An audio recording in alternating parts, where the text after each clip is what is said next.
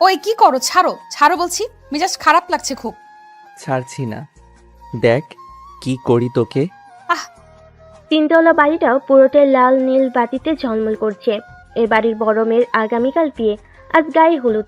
আশরাফ সাহেব আর জাহানারা বেগম দম্পতি চোখের মনি তাদের বড় কন্যা অদিতি, তারই আজ গায়ে হলুদের অনুষ্ঠান। বাড়ি ভর্তি লোকজন আর হই হুল্লোড় চলছে। পুরো বাড়ি যেখানে আনন্দে মেতে আছে, সেখানে একমাত্র একজন আছে যার হদিস এখনো পাওয়া যাচ্ছে না। জাহানারা বেগম পিঠার রুমের সামনে গিয়ে দাঁড়ালেন। দরজাটা ভেতর থেকে লাগানো। তিনি পিঠাকে বেশ আলতো সুরে ডাকলেন। পৃথা মা, কোথায় তুই পৃথা? ভেতর থেকে গুনগুন শব্দে পড়ার আওয়াজটা হুট করেই থেমে গেল। পিঠা উত্তর দিল। চাচিমণি, আমাকে প্লিজ তোমরা একটু পড়তে দিবা। কাল সকালেই আমার পরীক্ষা, বিয়ের প্রিপারেশন নিতে গিয়ে কিছুই পড়া হয়নি আমার। আমার রিভিশনটা তো দিতে দাও প্লিজ। এখন যাও, আমি রিভিশনটা শেষ হলেই চলে আসবো উপরে। জাহানারা বেগম হালকা করে মাথা নাড়লেন আর বললেন, মেয়েটাকে নিয়ে আর পারলাম না। কই বিয়ে বাড়িতে শাড়ি পরে হই হুল্লোড় করবে, আনন্দ করবে, তা না করে বইয়ে মুখ গুজে বসে আছে। বলতে বলতে তিনি চলে গেলেন রান্নাঘরের দিকে। সেখানে ফুলি খালা রান্নায় ব্যস্ত। এত মানুষ ঘর ভর্তি, তাদের খাওয়া দাওয়ার আয়োজন করতে বেশ বেগ পেতে হচ্ছে তাকে। অদিতির রুমে সব মামাতো ফুপাতো বোনেরা আর ওর বান্ধবীরা বসে আছে। অদিতিকে সাজাচ্ছে ওরা। অদিতি মাঝারি গড়নের গোলগাল মুখের আর দেখতে খুব সুন্দর। হলুদ শাড়ি আর ফুলের গহনায় তাকে ভীষণ মায়াবী লাগছে। অদিতি আপু, তোমাকে এত সুন্দর লাগছে কেন আজ? ছোট্ট মামাতো বোন পিয়ন্তির প্রশ্নে হাসলো অদিতি, গাল টেনে বলল, তোর বিয়েতে তোকেও এমন সুন্দর লাগবে রে পাখি। নিজের বিয়েতে বোধহয় সব মেয়েকে সুন্দর লাগে, তাই আমাকেও সুন্দর লাগছে। অদিতির উত্তরে পিয়ন্তি কি বুঝলো কে জানে, সেও হাসলো। মারিয়া জিজ্ঞেস করলো, আপু পিঠা কোথায়? সবাই আছে, ওকে দেখছি না যে। ওর কাল পরীক্ষা, তাই পড়ছে পাগলিটা। অনেকবার আমি আর মা মিলে ডেকেছি, কিন্তু মহারানীর এক উত্তর, পড়া যতক্ষণ না শেষ হবে সে আসবে না। এটা কোনো কথা হলো? আজ আমরা সবাই মজা করব, একসাথে ভেবে রেখেছি। চিন্তা করিস না, ও চলে আসবে। আমার হলুদ আর ও থাকবে না, এটা তো হতেই পারে না। পিতার পরিচয় দেওয়া যাক। পিতা হলো আশরাফ সাহেবের বড় ভাইয়ের মেয়ে। পিতার বাবা অনেক আগে মারা যান। পরে পিতার মা আরেক জায়গায় বিয়ে করে লন্ডন চলে যান। কিন্তু পিতাকে তার দ্বিতীয় স্বামীর পরিবার মেনে নেয়নি, তাই পিতা আশরাফ সাহেবের সাথেই রয়ে গেছে তাদের পরিবারের একজন হয়ে। সবাই তাদের সাধ্যমতো ভালোবাসা দিয়ে ভরিয়ে রেখেছে পিতার জীবন। পিতা এবার এইচএসসি পরীক্ষা দিবে। টেস্ট পরীক্ষা খুবই শীঘ্রই। পিতার এই পরিবারের প্রতিটা মানুষকে খুব বেশি ভালোবাসে। চাচু, চাচিমণি, অদিতি আপু, অপু ভাইয়া, এই মানুষগুলো আর তার প্রিয় বইগুলি মিলেই তার জীবন। ব্রোকেন ফ্যামিলির হয়েও সে এত সুন্দর পরিবার পেয়েছে, এই জন্য সে খুবই খুশি। অদিতি আপুর বিয়ে, তাই সে আরো বেশি খুশি। আপু যে এত সুন্দর আর ভালো একটা বর পাচ্ছে, সেটা ভাবলেই তার মন খুশিতে ভরে যায়। পড়তে পড়তে প্রায় অনেক সময় হয়ে এলো, তাই সে এবার ভাবলো রেডি হয়ে নেওয়া যাক। সুন্দর একটা বাসন্তী রঙা শাড়ির সাথে লাল হিজাব, চুড়ি আর হালকা ফুলের গহনায় নিজেকে সাজিয়ে নিল। দেখতে সে অপরূপা সুন্দরী, তাই বেশি মেকআপ করা লাগে না। একটু লিপস্টিক আর কাজল দিয়ে নিল, ব্যাস সেজেগুজে সিঁড়ি বেয়ে ছাদের দিকে চলো। এক সিঁড়ি না যেতেই সামনে অপুকে দেখলো। অপু মানে অপূর্ব, আশরাফ সাহেবের একমাত্র ছেলে। একটি প্রাইভেট ইউনিভার্সিটির ইংলিশের টিচার সে। খুব সুন্দর গড়নের আর দেখতেও বেশ। পিতাকে দেখে জড়িয়ে ধরে। পিতা নিজেকে ছাড়ানোর চেষ্টা করে চেঁচিয়ে ওঠে, কারণ অপু কখনোই এমন করেনি কোনোদিন। পিতার চেঁচামেচি দেখে অপু ভয় পেয়ে তাকে ছেড়ে দিয়ে বলে, কি রে, এত রংচং মেখে ভূত সেজে আছিস কেন? মেকআপ আর একটু কম করা উচিত ছিল তোর। কি বলো ভাইয়া, সাজিয়ে নি তো। এমন করে বলো না প্লিজ, ছোট মানুষ, আমার কষ্ট হয় তো। আহারে, ছোট মানুষ আসছে, যা যা উপরে যা। বাবা মা আপু তোর কান টেনে লম্বা করার জন্য রেডি হয়ে বসে আছে। পিঠা কানে হাত দিয়ে সিঁড়ি বেয়ে উপরে উঠতে লাগলো। উপর চলে যাওয়ার দিকে তাকিয়ে হালকা হেসে ওর কাজে মনোযোগ দিল। সিঁড়ি বেয়ে উপরে উঠে ছাদে গেল পিঠা। চাচিমণি, চাচু, অদিতি আপু সবে স্টেজে, সেখানে সে এগিয়ে গেল। এই যে মহারানী, আসবার সময় হলো তোর। বললো, হ্যাঁ রে, পড়া একটু আগে শেষ হলো। আমার কেমন লাগছে বল? মাশাআল্লাহ, অনেক সুন্দর লাগছে। পিঠাকে দেখে অদিতি ওকে কাছে ডাকলো। এই পৃথা, আয় আমার কাছে, এসে বস তো, তোর সাথে ছবি তুলবো। পিঠা অদিতিকে জড়িয়ে ধরে ছবি তুললো আর বলল, আপু, কাল তুমি চলে গেলে আমার ভীষণ কষ্ট হবে জানো। তোমাকে আমি কি ভীষণ মিস করব। আমিও তোকে অনেক মিস করবো রে পাখি। পিঠার অদিতির ভালোবাসা দেখে আশরাফ সাহেব আর জাহানারা বেগমের চোখ ভিজে এলো। দেখতে দেখতে মেয়েগুলো কত বড় হয়ে গেল। কাল অদিতি নতুন ঠিকানায় চলে যাবে, আর পিঠাও একদিন চলে যাবে। ভাবতে ভাবতে আশরাফ সাহেবের বুক ভার হয়ে এলো। কিছু ভাবতে পারলেন না আর। অপু ছাদে উঠে এদিক ওদিক তাকিয়ে এক কোণে পিঠাকে দেখতে পেল। পিঠার কাছে গিয়ে বলল, পৃথা, এদিকে আয় তো একটু। পিঠা বান্ধবীদের সাথে গল্প করছিল। হঠাৎ ডাকায় একটু বিরক্তই হলো আর বলল, কি ব্যাপার, কেন ডাকছো ভাইয়া? দেখছো আমি একটু ওদের সাথে গল্প করছিলাম। গল্প পরেও করা যাবে, এখন আমার একটা কাজ করে দে। এখানে কিছু ফুল লাগাবো, তুই ফুল হাতে রাখ আর আমি বললে আমাকে দিবি। অপু একটা টুলের উপর দাঁড়িয়ে গেল আর ফুল লাগানোর চেষ্টা করতে থাকলো। পিঠা একটা একটা করে ফুল দিচ্ছে আর অপু ফুলগুলো লাগাচ্ছে। হঠাৎ এই টুলটা দুলে ওঠায় অপু ব্যালেন্স হারাতে নিল আর পিঠার কাঁধে হাত রেখে ভর দিল। আস্তে ভাইয়া, পড়ে যাবো তো, ঠিক আছো? আমি ঠিক আছি, তুই বাকি ফুলগুলো দে।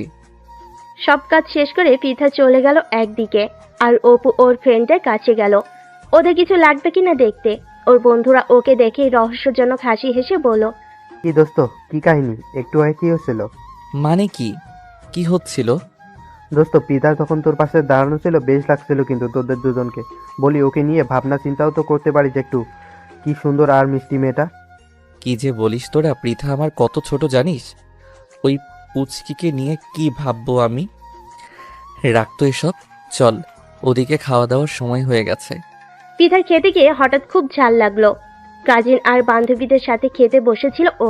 হঠাৎ ঝাল লাগায় চোখে মুখে পানি আর লাল হয়ে সে কি এক অবস্থা।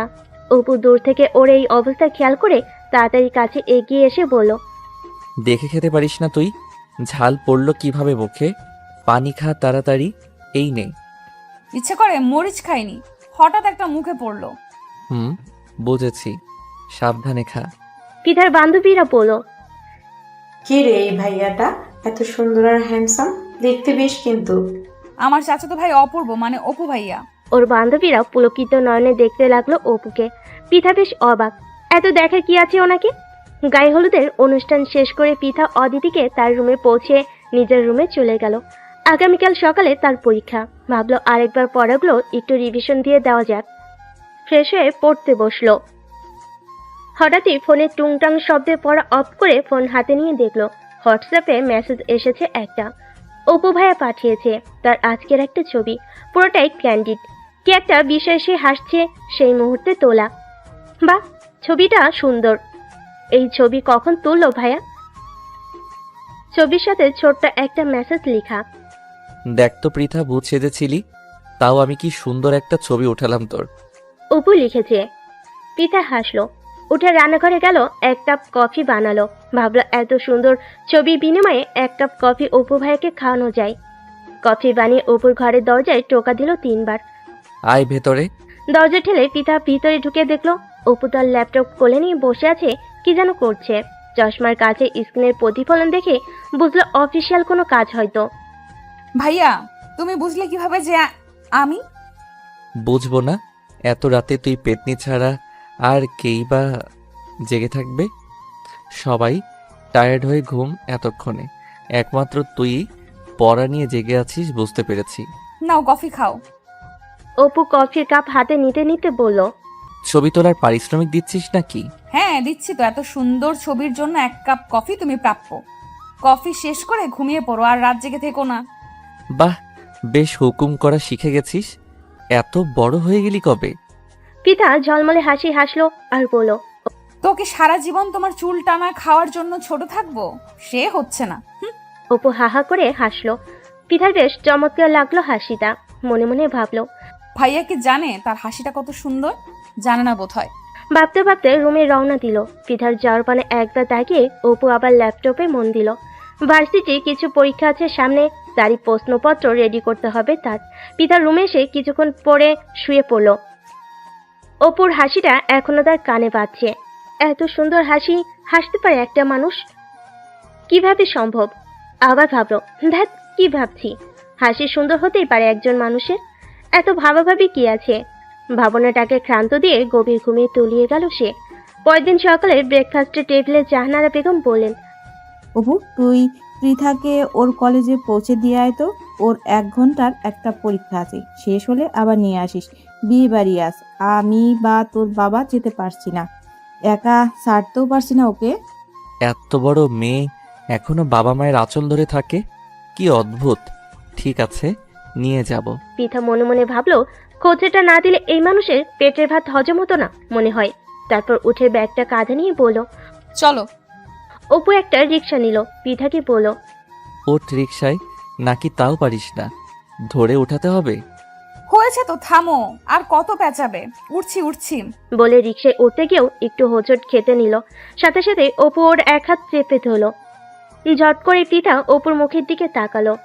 কি দেখছিস? পড়ে যেতে নিচ্ছিলে তো। ঠিক মতো রিক্সাতে উঠতে পারিস না দেখি। কে সারা জীবন কোলে নিয়ে ঘুরবে তোকে? নিজেও তো কিছু করতে হবে। আমি কি বলেছি কেউ আমাকে কোলে নিয়ে ঘুরতে? কাদো কাদো মুখ হয়ে গেল তার। অপু হঠাৎ ভালো করে ওর মুখের দিকে তাকিয়ে থেকে থমকে গেল। পৃথার চিবুকে একটা তিল আছে, আগে তো খেয়াল করেনি। মনে হলো তিলটা মুখের ওই স্থানেই পারফেক্ট। হুঁশ ফিরতেই ভাবতো, কিসব ভাবছি। হাতের মেহেদির রং খুব গাঢ় হয়েছে অদিতির। সাইফকে ছবি তুলে পাঠালো। সাইফ রিপ্লাই দিল, বাহ, কি সুন্দর মেহেদি রং হয়েছে আমার বউয়ের হাতে, মাশাআল্লাহ। অদিতি লাজুক ভঙ্গিতে হাসলো আর লিখলো, মেহেদির রঙের মতোই রঙিন হোক আমাদের জীবন, এটাই চাওয়া। সাইফ লাভের এক পাঠালো। পিঠা ফিলে পিঠাকে নিয়ে অদিতি পার্লারে সাজতে যাবে। অদিতি পিঠার জন্য অপেক্ষা করতে লাগলো। কলেজে পৌঁছে দিয়ে অপু গেল ফুলের দোকান থেকে ফুল কিনতে। অদিতি কাঁচা ফুল দিয়ে সাজতে চেয়েছে বিয়েতেও, তাই ভাবলো এসেছি যখন ফুলগুলো নিয়ে যাই। অদিতির জন্য খোপার ফুল নিল, হাতে বালার মতো কাঁচা ফুল নিল। কি ভেবে পিঠার জন্য এক সেট ফুল নিয়ে নিল সে। ফুল নিয়ে পিঠার কলেজের সামনে এসে দাঁড়ালো। কই মেয়েটা? সবে বেরোচ্ছে, পিঠাকে দেখছে না অপু। একটু এগিয়ে গিয়ে দেখলো ফাইল হাতে দাঁড়িয়ে আছে পিঠা। সে এদিক ওদিক তাকাচ্ছে। অপু কাছে এগিয়ে গেল। রে, কতক্ষণ দাঁড়িয়ে আছি জানিস? তাড়াতাড়ি চল। ভাইয়া জিজ্ঞেস করবে না পরীক্ষা কেমন দিলাম? কেমন আর দিবি, ভালো স্টুডেন্ট নিশ্চয়ই ভালোই দিয়েছিস। আর হ্যাঁ, নে এগুলো ধর আর চল। পিতার হাতে ফুলের প্যাকেট দিয়ে হাঁটতে শুরু করলো অপু। পিতা প্যাকেটে কি আছে দেখতে নিল। অপু ডাকায় আর না দেখেই হাঁটা শুরু করলো। রিকশায় বাড়ি ফিরে এলো দুজনে। পিতা বাড়ি ফিরতেই অদিতির রুমে গেল। অদিতি পার্লারে যাওয়ার জন্য সব গুছিয়ে বসে আছে। প্যাকেটটা অদিতিকে পিতা দিতে দিতে বলল, নাও আপু, তোমার জন্য ফুল। ও, ফুল এনেছো অপু, বেশ। কত সুইট ভাই আমার, দেখেছিস কত খেয়াল রাখে সবার। এমন ছেলে কোটিতে একটা আমার ভাই। হ্যাঁ, ভাইয়ের গুণগান গাওয়া শেষ হলে সব নিয়ে নাও, আমাদের পার্লারে যেতে হবে। কি রে, আরেক সেট ফুল কার জন্যে? তাই তো, ফুল 2 সেট দেখা যাচ্ছে। আরেক সেট কার? বুঝেছি, ভাই আমার তোর জন্য ফুল এনেছে বোধহয়। পিতা শুনে অবাক। সত্যি তার জন্য ফুল এনেছে? আহা কি আনন্দ, সে ফুল দিয়ে সাজবে। ফুল হাতের রুমে চলে এলো। পার্লারে যেতে হবে, হাতে খুব সময় নেই, তাই অদিতিকে নিয়ে পার্লারে চলে গেল পিঠা। সাজগোজ শেষ করে যখন তারা ফিরল, তখন সাইফের পরিবার অলরেডি চলে এসেছে অদিতিদের বাসায়। অদিতিকে মেরুন শাড়ি, গোল্ডেন জরির ওড়নাতে ভীষণ মায়াবী সুন্দর লাগছিল। অপুর বোনকে দেখে আবেগ আপ্লুত হয়ে পড়ল। তার বোন, তার একমাত্র বোন, আজকে বিয়ে হয়ে চলে যাবে। একসাথে বড় হওয়া, খেলাধুলা করা কত শত স্মৃতি তার এই বোনের সাথে। বোনটা চলে গেলে তাদের এই ঘরটা কতটা শূন্য হয়ে যাবে ভাবতে ভাবতে চোখ ভরে এলো তার। পিতা অপুর দিকে তাকিয়ে মনে মনে ভাবলো, ওনার চোখে কি পানি? কখনো কাঁদতে দেখিনি ওনাকে। সবসময় হাসি খুশি কেয়ারিং একজন মানুষ, তার এমন আবেগকে দেখতে পেয়ে পিতা বুঝলো মানুষটা ভেতরে খুব ইমোশনাল আসলে। স্টেজে সাইফ আর অদিতিকে বসানো হলো। দুই পরিবারের সবাই খুব দোয়া করলেন তাদের দুজনকে। পিতা পার্লার থেকে ফিরেই কাজে ব্যস্ত হয়ে গেল। মেহমানদারি থেকে শুরু করে রিলেটিভদের বাচ্চা পর্যন্ত সে তদারকি করতে থাকলো। ফুলের সাথে সজ্জিত গাঢ় সবুজ রঙের লেহেঙ্গাতে মোড়ানো এই অষ্টাদশীকে বিয়েতে আসা অনেকেই খেয়াল করেছিল। কে মেয়ে অনেকেই চিনতে পারছে না। অপু শুনল বরপক্ষে কেউ একজন বলছে, এই মেয়েটা কে আপা? দেখতে ভারী মিষ্টি তো। এমন একটা মেয়ে আমার রায়েদের জন্য নিলে বেশ ভালো হয় কিন্তু। অপু ঘাড় ঘুরিয়ে দেখতে গিয়ে দেখলো বরপক্ষের একজন বেশ ভালো সম্ভ্রান্ত দেখতে মহিলা কথাগুলো বলছেন। অপুর চোখ পিঠাকে খুঁজতে লাগলো। পশ্চিমের এক কোণে কিছু বাচ্চার সাথে পিঠাকে দেখতে পেয়ে এগিয়ে গিয়ে সে বলল। পৃথা, একটু আমার সাথে আয় তো। পিঠা বিনা বাঁকে উঠে এলো। অপু ওকে নিয়ে বারান্দায় গিয়ে দাঁড়ালো। কি ব্যাপার, হঠাৎ এইখানে আনলে যে? কিছু লাগবে? পিঠার প্রশ্নে ওর মুখের দিকে তাকালো অপু। কিছুক্ষণ পিঠার চিবুকে থাকা তিলটার দিকে তাকিয়ে থেকে অপু হালকা গলায় পড়ল। পৃথা, আজ আমার মন খারাপ জানিস? হ্যাঁ জানি, অদিতি আপু চলে যাবে তাই তুমি মন খারাপ করে আছো। তুই আমাকে বুঝতে পারিস? আমি ভাবতাম মা ছাড়া আমাকে কেউই সেভাবে বুঝতে পারে না। তুমি জানো তুমি খোলা বইয়ের মতো, একটুখানি মনোযোগ দিলেই পড়া যায়। তোমার দুঃখ তোমার চেহারায় ফুটে থাকে স্পষ্ট। সামনে থাকা অষ্টাদশী এই তরুণীটিকে অপুর খুব আপন মনে হলো। পিতা ওদের সাথে কত বছর, অনেক বছর ধরে। সে ছোটবেলা থেকে মেয়েটা ওর আশেপাশেই ছিল। আজকের মতো গভীর দৃষ্টি নিয়ে কখনো ওকে দেখা হয়নি, চেনা হয়নি। সবসময় ছোট মানুষ ভেবে ওর সাথে খুনসিটিময় সম্পর্ক অপুর। আজ সেই মেয়েটিকে দেখে মনে হচ্ছে সে আর ছোট নেই। ভালো লাগা, খারাপ লাগা, আবেগ সব বোঝার মতো বড় হয়েছে। ফুলগুলো তোকে মানিয়েছে। আজ একটু বেশি সেজেছিস নাকি? আগে এমন সাজতে দেখিনি তো। কই, আগেও তো সেজেছি অনেকবার। তোমার কাছে কি সাজটা বেশি লাগছে? বাই দ্য ওয়ে, ফুলগুলো খুব সুন্দর হয়েছে ভাইয়া, থ্যাংক ইউ। সুন্দর লাগছে তোকে ফুলগুলোতে। তবে একটা কথা, যদি কেউ তোকে ডেকে কিছু জিজ্ঞেস করে বা জানতে চায়, ফিরিস্তি নিয়ে বসে পড়িস না সব কিছু বলতে। কেন? এমনি যা। বলে অপু চলে গেল। পিঠা কিছু বুঝলো না ব্যাপারটা ঠিক। সেও চলে গেল স্টেজের দিকে। পিঠার সব বান্ধবীরা ওকে ঘিরে ধরলো। কিরে বান্ধবী, আজ তো একেবারে পরিশ এসেছিস। মাশাআল্লাহ, ভীষণ সুন্দর লাগছে কিন্তু তোকে। হয়েছে থাম, আয় সবাই অদিতি আপুর সাথে দেখা করবি। বলে পিঠা ওদের স্টেজে নিয়ে গেল। এই দাঁড়া দাঁড়া, পৃথা, ওই ভাইয়াটা কই রে?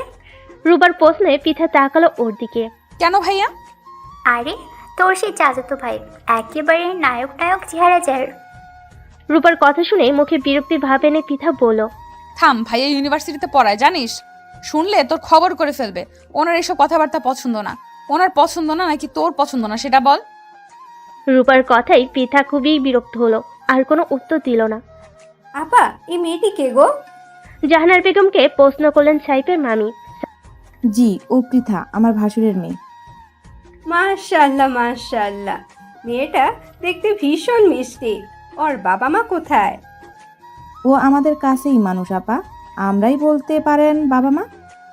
আচ্ছা বেশ, তাহলে তো আপনার সাথে আলাপ করা যায়। কি বিষয়?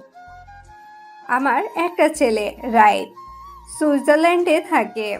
আমরা ছেলেকে বিয়ে করাবো, তাই অনেকদিন একটা মেয়ে খুঁজছি। পৃথাকে আমাদের ভালো লেগেছে। আপনারা চাইলে আমরা ওকে আমাদের মেয়ে বানিয়ে আমাদের বাসায় নিয়ে যেতে চাই। আপা, ও তো এখনো অনেক ছোট, এসব নিয়ে আমরা ভাবিনি আসলে। সাইফের মামি হাল ছাড়ার পারছি না। আবা ভেবে দেখেন, আর ভাইকেও বলেন। আমাকে জানাবেন প্লিজ, আমি অপেক্ষায় থাকবো। জাহানারা বেগম চিন্তায় পড়লেন। ভাবলেন আশরাফ সাহেবকে জানাবেন ব্যাপারটা। অদিতির বিদায়ের সময় হয়ে এলো। আশরাফ সাহেব আর জাহানারা বেগম আদর মেয়েকে সাইফের হাতে তুলে দিয়ে দোয়া করলেন। অদিতিকে জড়িয়ে ধরে পিঠা খুব কাঁদলো। তার ডাগর চোখে টানা কাজল পানির স্রোতে ভেসে যাচ্ছিল অবনীলায়। পিতার কান্না দেখে অপুর কোথাও একটা সূক্ষ্ম ব্যথা হচ্ছিল, যার কারণ অপু নিজেই বুঝতে পারছিল না। অদিতি চলে যাওয়ার পর মনে হলো পুরো বাড়িটির অদ্ভুত এক নীরবতা এসে ভর করেছে। জাহানারা বেগম তার রুমে বিশ্রাম নিতে চলে গেলেন। আশরাফ সাহেব গেলেন বিয়েতে সাহায্য করা আসে কিছু স্টাফদের পাওনা মিটিয়ে দিতে। পিঠা ওর রুমে এসে ফ্রেশ হবার জন্য কাপড় থেকে কাপড় বের করে আয়নার সামনে চোখ পড়তে দেখলো কাজল লেপটে ওর চেহারার অবস্থা শোচনীয়। ফুলের গহনাগুলোতে আরেকবার চোখ পড়ল তার। সারাদিনের দৌড়ঝাঁপে ফুলগুলো দিকে মনোযোগ দিতে গিয়েও দিতে পারেনি সে। এখন খেয়াল করলো, আসলেই ভীষণ সুন্দর ফুলগুলো। অপু ভাই এত কেয়ারিং একজন মানুষ সব সময়। কখনো অবসরে মানুষটাকে নিয়ে ভাবা হয়নি পিঠার। মাথা ভর্তি কোকড়া চুল, উজ্জ্বল চোখের মায়া মায়া চাহনি। শান্তশিষ্ট স্বভাবের অপুকে কখনো পিঠা আলাদা করে ভাববে সে কথা মাথায় আসেনি। পিঠা যখন খুব ছোট তার মনেও নেই, তখন এ বাড়িতে চাচুর কোলে চড়ে পা রেখেছিল। অদিতি আপুর সাথে বেশি সখ্যতা ছিল পিঠার। অপু সবসময় শান্তশিষ্ট স্বভাবের ছিল। কখনো কখনো পিঠাকে ডেকে বলতো, তোর চুলগুলো খুব সুন্দর তো, খুব টানতে ইচ্ছে করছে। পিতা দুই হাতে বেনি ধরে দৌড়ে পালাতো। কখনো কখনো পিতা আর অদিতির জন্য ফুচকা, আইসক্রিম এসব নিয়ে আসতো। বলা যায় সহজ একটা সম্পর্ক ছিল তাদের। কিন্তু আজ অন্যরকম কেন লাগছে পৃথার? মানুষটাকে আলাদা করে দেখতে, আলাদা করে ভাবতেই ইচ্ছে করছে। এই ইচ্ছার নাম কি? চৈত্রের এই রূপালী নির্জন রাতে অষ্টাদশী এক তরুণীর হৃদয়ে কি নতুন কোনো অনুভূতির আনাগোনা হলো অগোচরে? কে জানে। অপু ওর রুমেই ছিল। মন খারাপ ভাবটা এখনো কাটেনি। এক কাপ কফি খেতে মন চাইলো। পিতাকে একবার ডাকবে কিনা ভাবলো। আবার ভাবলো পিতা হয়তো টায়ার্ড। একটু পরে খুট করে আওয়াজ হলো দরজায়। পিতাকে কফি নিয়ে ঢুকতে দেখে অবাক হলো। পিতা স্নিগ্ধ হেসে বলল, ভাইয়া কফি খাও, খুব টায়ার্ড তুমি, একটু রিফ্রেশ লাগবে। চুলগুলো থেকে টুপ টুপ করে পানি পড়ছে পিঠার। স্নিগ্ধ একটা গোলগাল ফর্সা মুখ, গভীর টিকালো নাক, সব মিলে কি অসাধারণ লাগছে মেয়েটাকে। অপু চেয়ে রইল কিছুক্ষণ, জিজ্ঞেস করলো, কাল তোর পরীক্ষা নেই? না ভাইয়া, কাল নেই। বারবার পিঠার ভাইয়া ডাকটা অপুর কানে খুব লাগছিল। এতবার বলা কি আছে, মনে হয় যেন মালা জপছে। অপু মনে মনে খানিক রুষ্ট হলো, বাট প্রকাশ করলো না। ভাইয়া, তোমার রুমে এগুলো কি বই? হ্যাঁ, কেন? আমি পরীক্ষা শেষ করে তোমার কাছ থেকে নিয়ে এগুলো পড়বো। ঠিক আছে, পড়িস, এখন ঘুমা।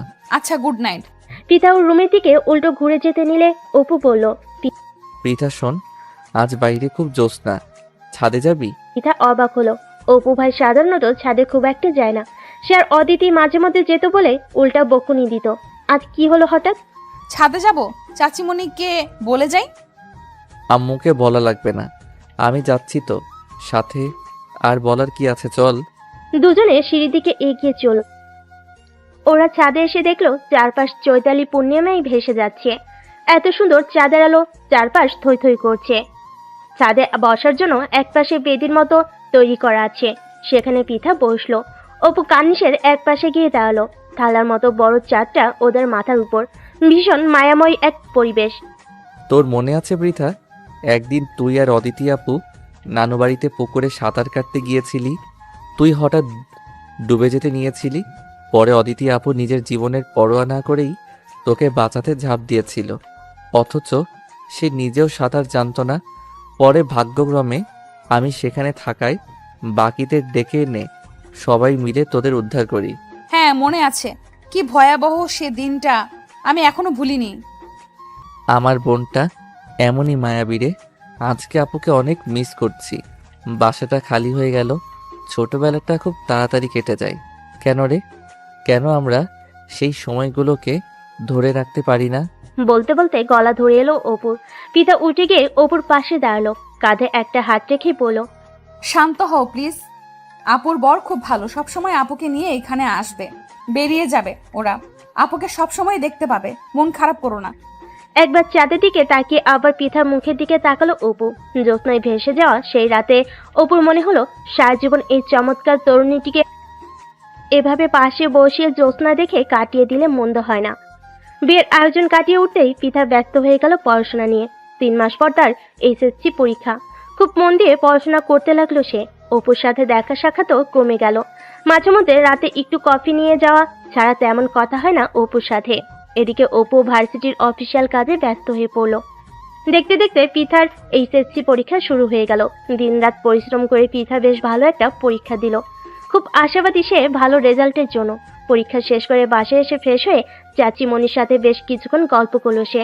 সন্ধ্যায় কলিং বেল বাজলো। জাহানারা বেগম বললেন, যা তো পৃথা, নিশ্চয়ই অপু এসেছে, দরজাটা খুলে দে। পিতা দৌড়ে গিয়ে দরজা খুলতে দেখলো অপুই এসেছে, হাতে কি যেন প্যাকেট।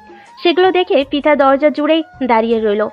কি রে সর, ঢুকতে দিবি না নাকি? ও সরি, আসো আসো। এগুলো কি হাতে? বলতো কি? ও মা, আমি কিভাবে বলবো? না বলতে পারলে পাবি না, যা। পিতা মুখ ভ্যাংচালো। দেখো না চাচিমণি কেমন করছে। কিরে, তুই কি শুরু করলি বলতো মেয়েটার সাথে? মায়ের কথাই বেশ হাসি পাচ্ছি অপুর। বা, মেয়েটাকে জ্বালাতে তো ভীষণ মজা। না, মাঝের মধ্যে জ্বালাতে হবে দেখা যাচ্ছে। আম্মু কে যেন ফুচকা আইসক্রিম এসব পছন্দ করে, তার জন্য এনেছি। এত কষ্ট করে 2 মাস ধরে বেচারা পরীক্ষা দিল, খাওয়া দাওয়া করেনি ঠিক করে, তাই ভাবলাম কিছু খাবার দাবার আনি। বাবাকে ডাকো, একসাথে খাওয়া যাক। জাহানারা বেগম খুশি হলেন। ওদিকে পিঠা তো খুশিতে বাঘ বাগম। প্যাকেট খুলে হামড়ে পড়ে সে খেতে আরম্ভ করলো। পিতার বাচ্চমো দেখে হাসি পাচ্ছে খুব অপুর। খাওয়া শেষ করে আমার ঘরে আসিস, তোকে সুন্দর কিছু বই দিব পড়তে।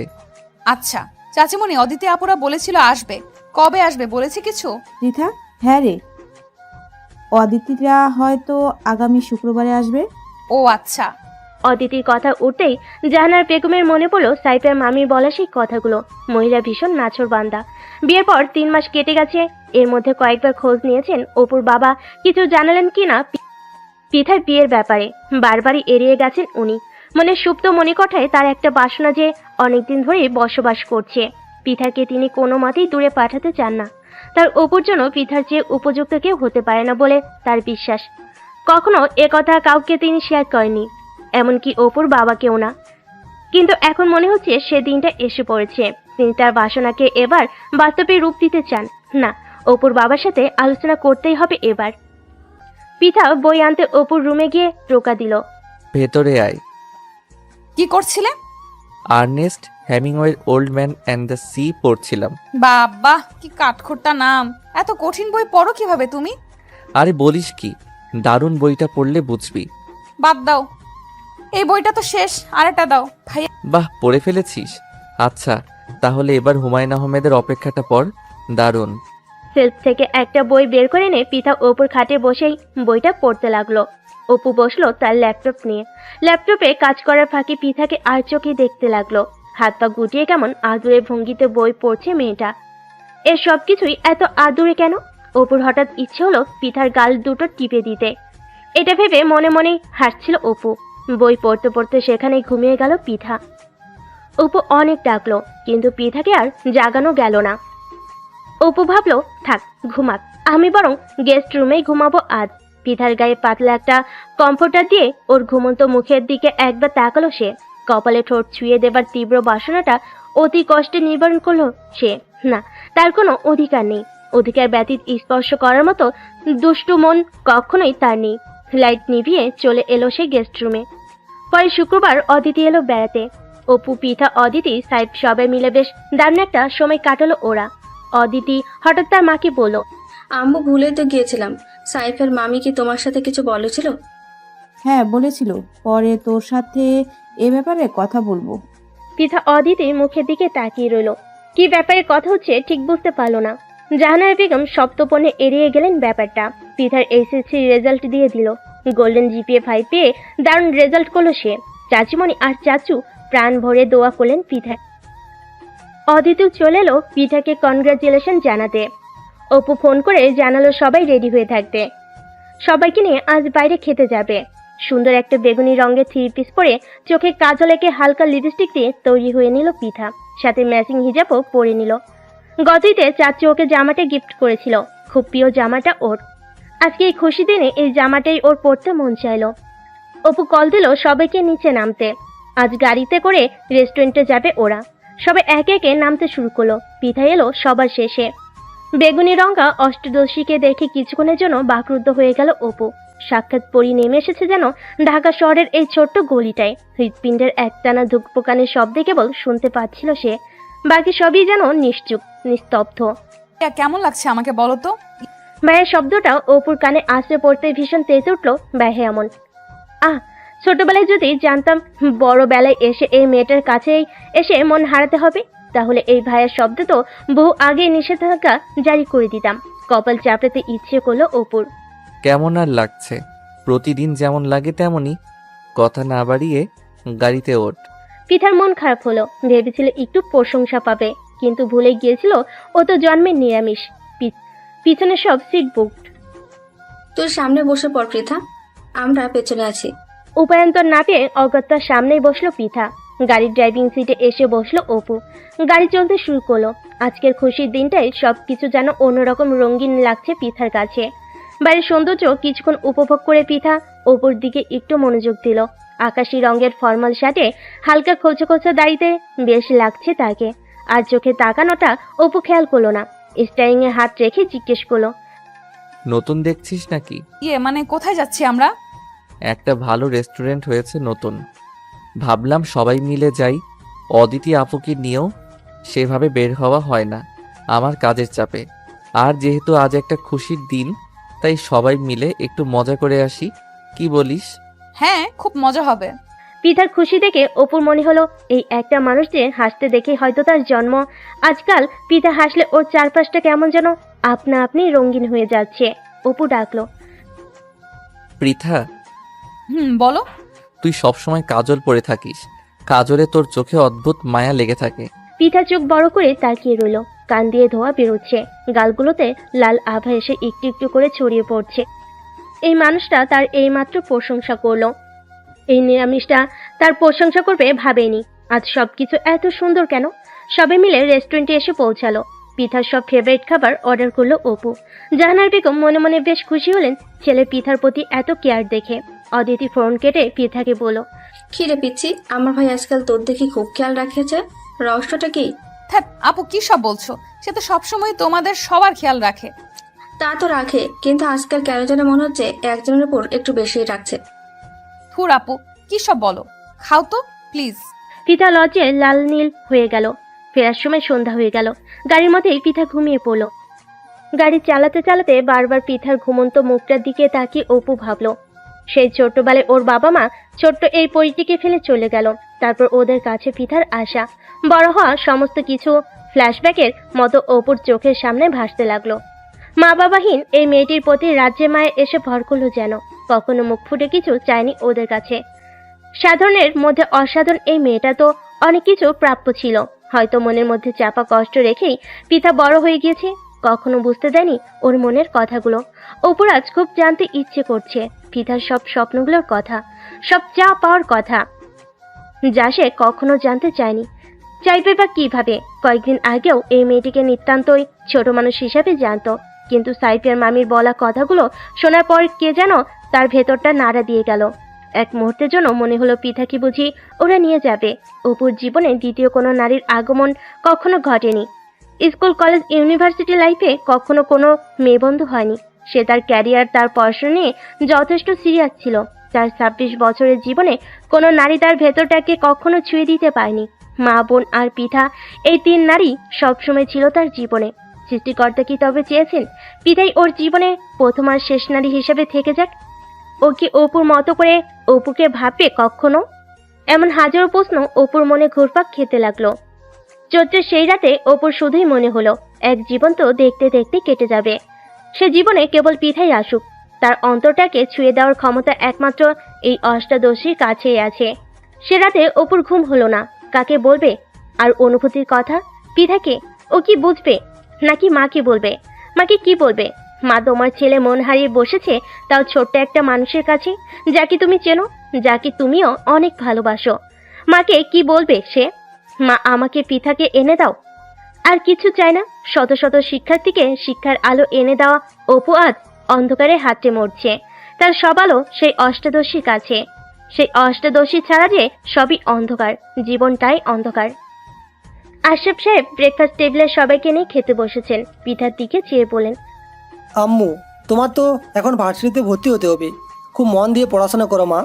আমি চাই তুমি নিজের পায়ে দাঁড়াও, নিজের একটা আইডেন্টিটি তৈরি করো। আমি মেয়েকে নিয়ে খুব গর্ব করতে চাই। অবশ্যই চাচু, আমি ইনশাল্লাহ তোমার স্বপ্ন পূরণ করব। তুমি শুধু দোয়া করো। পিতার স্বপ্ন ভরা সেই কথাগুলো অপু চুপচাপ শুনতে লাগলো। কত উজ্জ্বল চোখ নিয়ে স্বপ্ন পূরণের কথা বলছে পিতা। আচ্ছা, পিতা কি ওকে ওর স্বপ্ন পূরণের পথে সঙ্গী করবে? অপু তো চাই পিতা অনেক বড় হোক, ওর সুন্দর একটা ক্যারিয়ার হোক, নিজের গর্ব করার একটা পরিচয় হোক। সেই স্বপ্ন পূরণের পথে অপুর পাশে থাকতে চায়। পিতা কি ওকে রাখবে ওর পাশে? আমার টাইম হয়ে যাচ্ছে মা, আমি ভার্সিটিতে যাচ্ছি, আসি বাবা। পৃথাকে ওর কোচিংয়ে দিয়ায়, তারপর যা বাবা। আসার সময় তোর বাবা গিয়ে নিয়ে আসবে। 5 মিনিট দিলাম, এর মধ্যে আসবি, না হলে আমি তোকে রেখেই চলে যাব কিন্তু। পিঠা রেডি হতেই দৌড় দিল ওর রুমে। আজও রিক্সা ডাকলো অপু। পিঠা পাশে থাকলে রিক্সা উঠতে ইচ্ছে করে ওর। ভালোভাবে বস, যেভাবে বসেছিস মনে হচ্ছে বাতাস এলেই পড়ে যাবি। অপুর কথা শুনে পিঠা ফিক করে হেসে দিল। তুমি আমাকে কি ভাবো বলো তো ভাইয়া? আমি কি বাচ্চা? তো তুই কি বাচ্চার মা? অপুর কথাই পিঠা তপ্তা খেলো। ভালো হবে না বলছি আমাকে খাপালে। অপু হা হা করে হাসলো।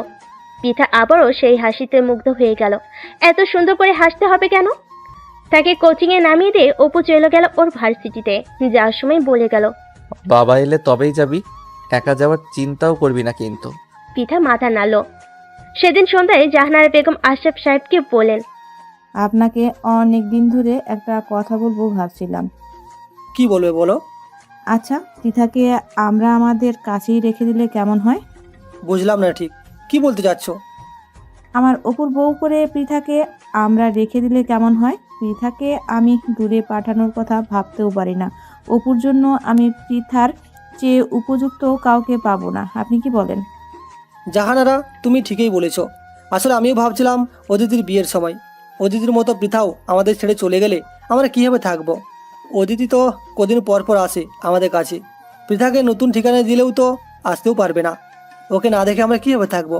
হ্যাঁ, আমিও যে ওকে ছাড়া থাকা সম্ভব না। মেয়েটাকে আমি বুকে করে বড় করেছি।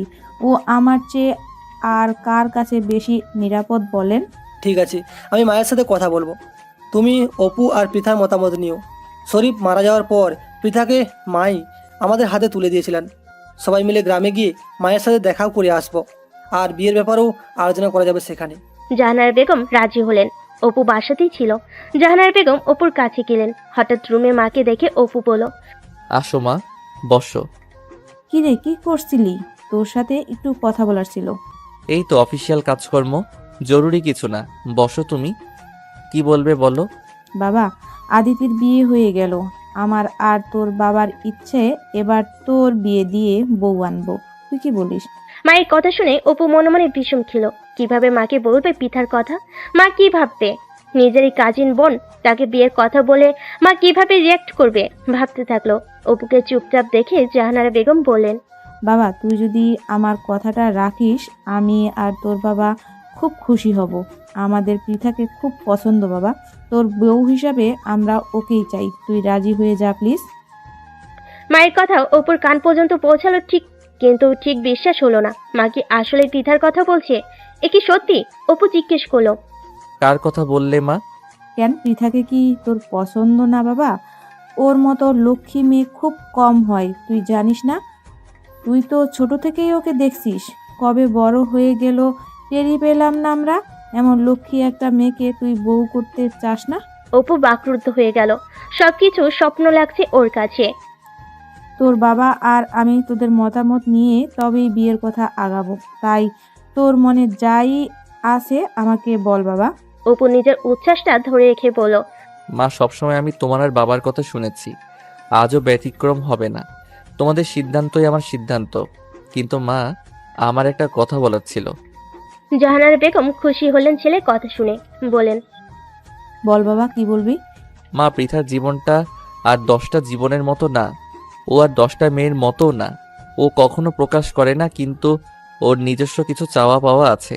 ওর কিছু স্বপ্ন আছে, সেগুলো পূরণ করার দায়িত্ব তো আমাদেরই মা। আমরা যদি এখন ওকে বিয়ের মতো দায়িত্বের বন্ধনে বেঁধে ফেলি, ও কি পারবে সেসব সামলাতে? ওর দিকটা তো আমাদের সবার আগে ভাবা লাগবে, তাই না মা? হয়তো তোমার বা বাবার দিকে তাকিয়ে ও বিয়েতে রাজি হয়ে যাবে, কিন্তু ওর স্বপ্নগুলো তো ওর অংশ। সেগুলো পূরণের আগে কি বিয়েটা ওর করা উচিত?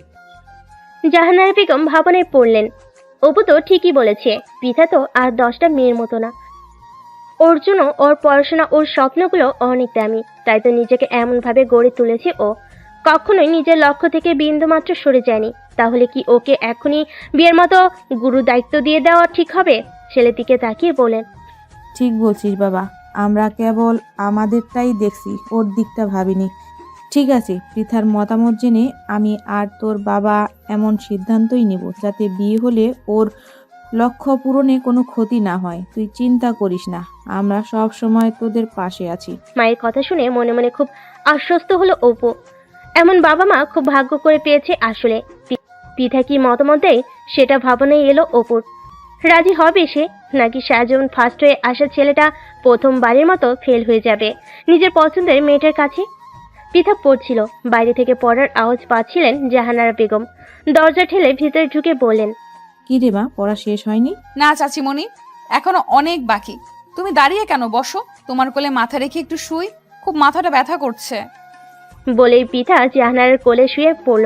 জাহানারা দেখলো কি অসম্ভব এক মায়াবতী তার কোলে শুয়ে আছে। মেয়েটা কবে যে এত বড় হয়ে গেল ভেবে পেল না। এই তো মনে হয় সেদিন বাসে এলো অপুর বাবার কোলে চড়ে।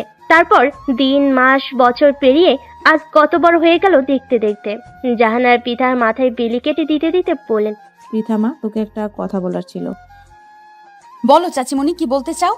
মা, আমি আর তোর চাচু ভাবছিলাম তোকে আমাদের কাছেই রেখে দিব। আমি তো তোমাদের কাছেই থাকবো, আর কোথায় থাকবো আমি? হ্যাঁ, তা তো থাকবি, কিন্তু মা, মেয়েদের তো একদিন অন্যের ঘরে চলে যেতে হয়, এটাই নিয়ম। আমরা চাই তুই সেই অন্যের ঘরে না গিয়ে আমাদের ঘরেই আজীবন আমাদের মেয়ে হয়ে থাকবি মা? পারবি আমার ছেলেটার সুখ দুঃখের ওর পাশে থাকতে? পিতার বিস্ফোরিত চোখে তাকালো, কান লজ্জায় লাল হয়ে গেল। এরকম মুহূর্ত সে কখনো কল্পনা করেনি। বাবা মা ছোটবেলায় হারিয়ে যাওয়া পিতা কখনো ভাবেনি তার বিয়ে হবে, সংসার হবে, কারণ এই ব্যাপারগুলো তার কাছে সবসময় ধোঁয়াশা। তার জীবনে একমাত্র তার পড়াশোনা, তার নিজের পায়ে দাঁড়ানোর স্বপ্ন, আর 4 জন মানুষ যারা তার খুব কাছের। অন্য চিন্তা কখনো মাথায় আসেনি।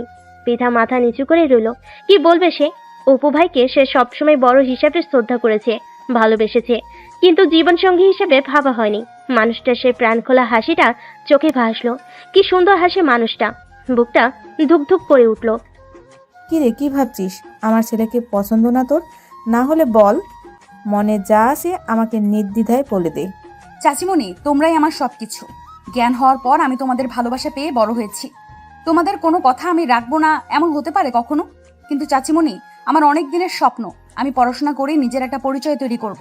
সেই সুযোগটা কি আমি পাবো তোমাদের কাছে? জাহানারা পিতাকে বুকে জড়িয়ে ধরে বলেন, পাগলি মা আমার, তোর সব স্বপ্নের ভার আরেকজন নিবে বলে বসে আছে, তা হয়তো তুই জানিসও না। একটুই বলবো, তোর সব স্বপ্ন পূরণের দায়িত্ব আমাদের। দুনিয়ার কে কি বলে বলুক, কিন্তু তোর স্বপ্ন সবার আগে, তারপর বাকি সব। নে এবার কোলে শুয়ে পড়, আমি তোর মাথায় হাত বুলিয়ে দিচ্ছি। পিতা শুয়ে পড়ল। জাহানার পিতার মাথায় হাত রাখলেন। পিতার মনে হলো মা তার মাথায় বুঝি হাত রাখলেন। কতদিন মায়ের স্পর্শ পায় না সে, কতগুলো বছর মাকে দেখে না। মায়ের কি তাকে মনে পড়ে? হয়তো না। পিতার চোখের কোণে এক ফোঁটা জল ভীষণ অভিমানে জড়ো হলো। তার জীবনে নতুন হাওয়া বদলে আভাস এসেছে। এমন দিনে বাবা মা কেউই তার পাশে নেই। জলের ধারা চোখের কোণ বেরিয়ে গড়িয়ে পড়ল নীরবে। রাত 10টা। পিতা পড়া শেষ করে ভাবলো একটু কফি খাওয়া যাক। রান্নাঘরে গিয়ে কফি বানাতে গিয়ে ভাবলো অপু ভাইয়াকেও 1 কাপ বানিয়ে দিয়ে আসি। কফি বানিয়ে অপুর রুমের দিকে আস্তে আস্তে হেঁটে চলল পিঠা। 3 টোকা দিতেই অপুর গলা শোনা গেল, আয় ভেতরে। কি করছিলে? ব্যস্ত? না, ব্যস্ত না, আয়। কফি এনেছিস? দে। কফি খেয়ে বলো কেমন হয়েছে। হঠাৎ এই প্রশ্ন? আগে তো কখনো আমার ভালো লেগেছে কিনা জিজ্ঞেস করতি না, আজ হঠাৎ কি মনে করে? না, এমনি জিজ্ঞেস করলাম। ও আচ্ছা, বস ওখানে। দাঁড়িয়ে আছিস কেন? অপু সপ্তপনে পিঠাকে আর চোখে খেয়াল করেছে। কিছু কি পরিবর্তন ঘটলো? মা কি ওর সাথে আলাপ করেছে বিষয়টা নিয়ে? এমন গুটিসুটি মেরে আছে কেন? পৃথা। অপুর ডাকে চমকে ওর দিকে তাকালো পিঠা। বলো। কিছু ভাবছিস তুই? এমন চুপচাপ কেন আজ? অপুর প্রশ্নে পিঠা হালকা হাসলো। কিছু না, একটু ছাদে যাবে আমার সাথে? অপু কিছুক্ষণ তাকিয়ে রইল। আকাঙ্ক্ষিত মানুষটির মুখ ফুটে তার কাছে কিছু আবদার করে বলছে, এটা তার কাছে মনে হলো পরম পাওয়া। এর আগেও কত চকলেট, আইসক্রিম, ফুচকা চেয়েছে, কিন্তু আজ কথার মধ্যে অন্যরকম একটা আবদার খুঁজে পেল সে। পিতার মনটা কি আজ খারাপ জানার আগ্রহ হলো। অপু সায় দিল। চল। রাতের নির্জনতা, ঠান্ডা মৃদুমন্দ হাওয়ায় চারপাশটা অদ্ভুত সুন্দর লাগছে আজ। পিতা রেলিং ঘেঁষে দাঁড়ালো।